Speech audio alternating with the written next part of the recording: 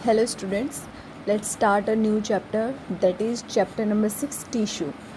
Last chapter मतलब chapter number 5 में हमने सेल के बारे में पढ़ा था और हमने ये जाना था कि सेल्स क्या होती हैं। Cells fundamental unit of life होती हैं, ठीक है। तो अभी हम ऐसे ही एक एक करके फंडामेंटल यूनिट से हमने स्टार्ट किया है और आज जो इस चैप्टर में हम जानेंगे टिश्यूज़ के बारे में। तो टिश्यूज़ क्या होते हैं उससे पहले हम एक बार थोड़ा समरी कर लेते हैं लास्ट चैप्टर की। तो उसमें हमने ये पढ़ा था कि सारे के सारे जो लिविंग ऑर्गेनिज्म होते हैं वो किससे बने होते हैं, सेल से।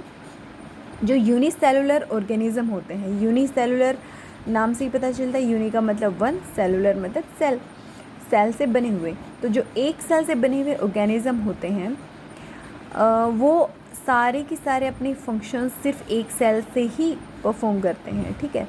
फॉर एग्जांपल जैसे कि अमीबा है, a single cell carries out movement, intake of food and respiratory gases, respiration and excretion। मतलब जो भी हमारी लाइफ प्रोसेसेस होती हैं, डाइजेशन है, एक्सक्रीशन है, रेस्पिरेशन है, ये सारी की सारी सिर्फ एक सेल ही परफॉर्म करती है। हमने देखा भी है किस तरीके से करती है। But in multi cellular organism, लेकिन उसके अलावा बाकी जो मल्टी सेलुलर ऑर्गेनिज़म हैं जैसे कि एनिमल्स हैं, प्लांट्स हैं और बहुत सारे ऑर्गेनिज़म हैं जो कि मल्टी सेलुलर होते हैं। तो मल्टी सेलुलर है मतलब बहुत सारी सेल्स हैं और हर एक सेल का एक पर्टिकुलर काम होता है। हमने सेल में देखा है सेल का एक कॉमन स्ट्रक्चर होता है, लेकिन एक सेल का एक पर्टिकुलर काम होता है, इसी तरीके से दूसरी सेल का दूसरा पर्टिकुलर काम रहेगा, ठीक है। तो most of these cells are specialised to carry out a few functions. Specialised होती हैं वो कोई फ्यू फंक्शन, कोई पर्टिकुलर काम को करने के लिए। Each specialised function is taken by different group of cells. एक सिंगल सेल वो काम नहीं कर सकती, ग्रुप ऑफ सेल्स चाहिए होता है उस पर्टिकुलर काम को करने के लिए। Since these cells carry out only a particular function, क्योंकि ये सेल्स एक पर्टिकुलर काम ही करती हैं, they do it very efficiently, obviously efficiently वो काम कर पाएंगी। In human being muscle cells, देखो जैसे कि अलग अलग एग्जाम्पल दी है, मसल सेल्स कैसे मूवमेंट करती हैं, मसल सेल्स के कारण मूवमेंट होता है हमारी बॉडी में। तो कैसे करती हैं वो, कॉन्ट्रैक्ट और रिलैक्सेशन होता है, उस आधार पर वो मूवमेंट करती हैं कौन, मसल सेल्स, ठीक है। नर्व सेल्स होती हैं, नर्व सेल्स का काम क्या होता है, मैसेजेस को कैरी करना from body to our brain and vice versa. Blood flows to transport oxygen. Blood जो सेल्स होती हैं, ठीक है, वो क्या करती हैं, जो हमारी आर्टरीज़ हैं और वेंस हैं वो ऑक्सीजनेटेड या डीऑक्सीजनेटेड ब्लड को हमारी बॉडी के अंदर एंड हार्ट के अंदर ट्रांसपोर्ट करती हैं। Food, hormones and waste material, मतलब ये सारा ट्रांसपोर्टेशन होता है हमारी बॉडी के अंदर। अगर हम प्लांट्स की बात करें तो vascular tissues conduct food and water from one part of the plant to the another. हमने पढ़ा है जाइलम एंड फ्लोएम टिश्यूज़ के बारे में, ठीक है। तो ये क्या करते हैं, जाइलम है वो वाटर एंड मिनरल्स का ट्रांसपोर्टेशन करता है, फ्लोएम फूड का ट्रांसपोर्टेशन करता है। तो इसका मतलब हमने देखा कि एनिमल्स के अंदर हमने डिस्कस किया, ह्यूमन बॉडी के अंदर डिस्कस किया, प्लांट के अंदर डिस्कस किया। तो हमने ये जाना कि मल्टी सेलुलर ऑर्गेनिज्म है वो क्या करते हैं, दे शो डिवीज़न ऑफ लेबर, मतलब उन्होंने काम बांट रखा है। फॉर एग्जांपल जैसे हमारे घर का हमें पूरा मैनेजमेंट करना है, तो हमने जितने भी मेंबर हैं उनको उनके हिसाब से काम दे रखा है, ताकि हर एक मेंबर अपने पर्टिकुलर काम के लिए रिस्पॉन्सिबल हो और सारा काम अच्छे से हो भी जाए। Cells specialising in one function are often group together in the body. जैसे कि आपके घर में दो लोग ऐसे हैं जो कि दोनों ही एक काम करने के अंदर दोनों के अंदर एक काम को करने की क्षमता है, तो हम दोनों को एक काम दे सकते हैं, ठीक है, बजाय किसी एक को दूसरा काम देने के लिए। इसी प्रकार से जो सेल्स होती हैं, कुछ सेल्स जो होती हैं वो एक पर्टिकुलर काम को कर सकती हैं, तो they are group together to do that particular work. This means that a particular function is carried out by a cluster of cells at a definite place in the body. हमारी body के किसी definite place में ये जो cluster of sales है, मतलब ये जो ग्रुप ऑफ सेल्स है, वो एक पर्टिकुलर फंक्शन कर रहा होता है, ठीक है। This cluster of cells called a tissue. इसी क्लस्टर ऑफ सेल को हम क्या बोलते हैं, tissue. is arranged and designed so as to give the highest possible efficiency of the function, ताकि वो एकदम efficiently वो particular काम को कर सके. Blood, phloem, muscles are all example of tissues. ये सारे टिश्यूज़ के ही एग्जाम्पल हैं. Actually they are group of cells. तो अगर हम टिश्यू को डिफ़ाइन करना चाहें तो कैसे डिफ़ाइन करेंगे? A group of cells that are similar in structure and और, मतलब ऐसा हो भी सकता है कि वो साथ काम करें और ऐसा नहीं भी हो सकता है कि वो साथ काम करें.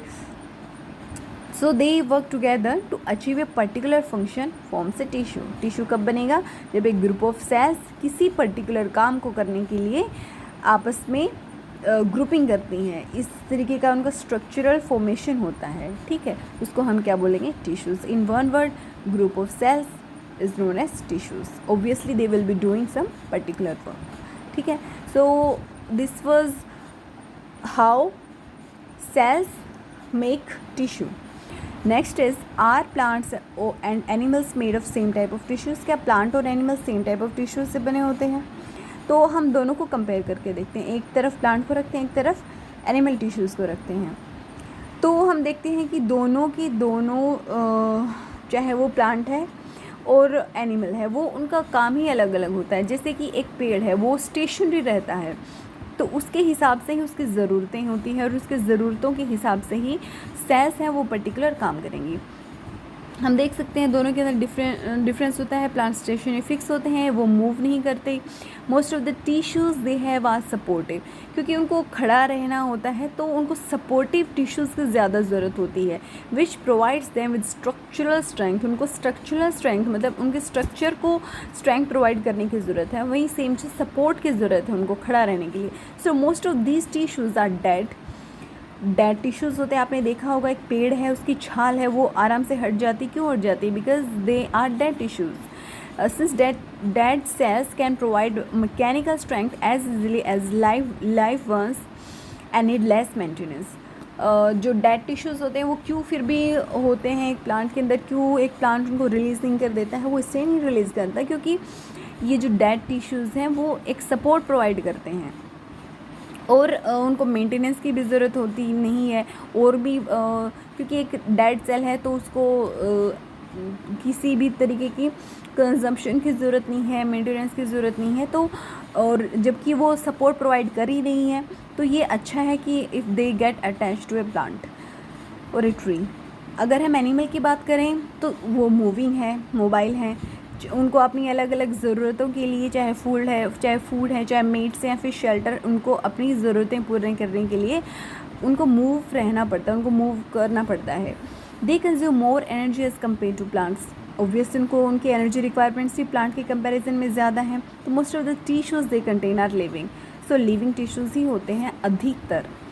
Another difference between animal and plant is in the pattern of growth. किस तरीके से उनका ग्रोथ का पैटर्न है? The growth of plant is limited to certain regions, while this is not so in animals. As animals में ऐसा नहीं होता है.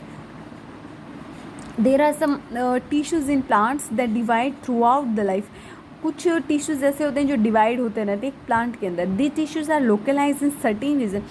एक जैसे कि पेड़ का स्टेम है, वो हमेशा ही स्टेम ही रहेगा. ठीक है, तो वो एक पर्टिकुलर जगह पर ही रहता है.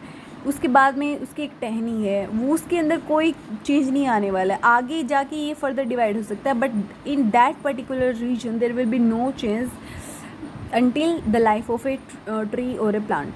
These tissues are localized in certain regions. एक certain region में ही होते हैं. Based on dividing capacity of the tissues, various plant cells can be classified as growing or meristematic tissues. जो growing tissues होते हैं, जो कि हमेशा grow करते रहते हैं.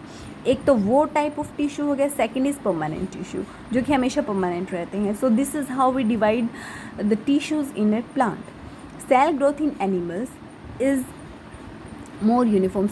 एनिमल्स के अंदर जो सेल ग्रोथ होती है वो एक यूनिफॉर्म तरीके से होती है. मतलब ऐसा नहीं है कि कुछ टिश्यूज़ ऐसे हैं जो ग्रो करेंगे, कुछ ऐसे हैं जो परमानेंट रहेंगे, ऐसा कुछ नहीं है.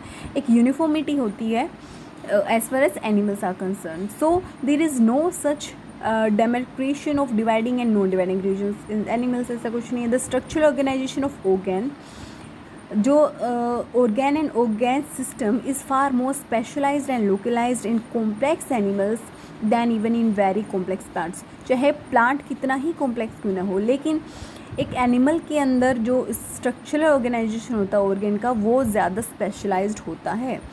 This fundamental difference reflects the different mode of life pursued by these two major group of organisms, particularly in their different feeding method.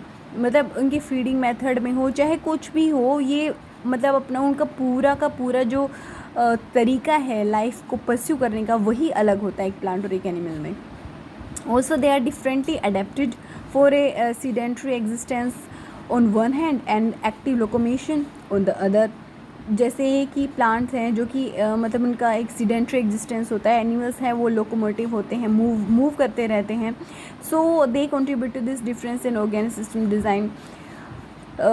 It is with reference to these complex animals and plant bodies that we will now talk about the concept of tissues in some detail. तो यही हम जानेंगे कि किस तरीके से मतलब tissues के बारे में पूरा डिटेल में, कि किस तरीके से परमानेंट टिश्यूज़ होते हैं, किस तरीके से ग्रोइंग टिश्यूज़ होते हैं. एक जो एनिमल है या फिर एक ह्यूमन बीइंग है, उसके अंदर कौन से अलग अलग, क्योंकि हमने बहुत सारी टाइप ऑफ सेल्स पढ़ा है, तो obviously they will be performing they will be forming different type of tissues. So how they are different from each other, यही सब हम पढ़ने वाले हैं इस चैप्टर में. So this was the introduction to tissues and what is the relation between a cell and a tissue. There are some questions.